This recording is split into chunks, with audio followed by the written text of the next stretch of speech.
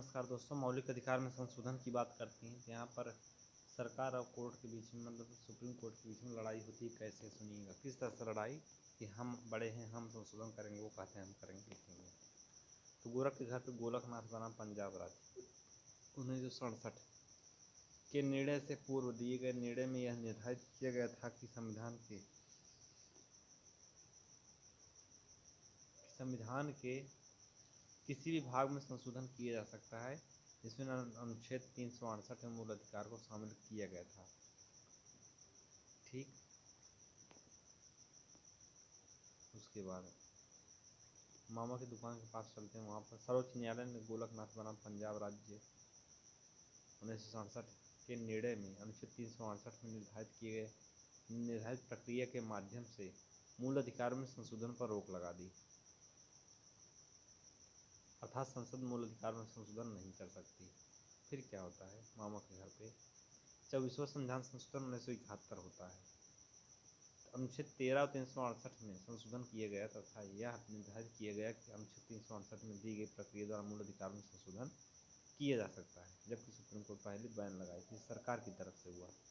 अब फिर देखो नार में चलते हैं, तो वहाँ पे केशवानंद भारती बनाम केरल राज्य में क्या होता है कि निर्णय में नार में इस प्रकार के संशोधन को विधि मान्यता प्रदान की गई, अर्थात गोलकनाथ बनाम पंजाब राज्य के निर्णय को निरस्त कर दिया गया। क्या बात है, देखो यहाँ पर कई किस तरह से हो रहा है।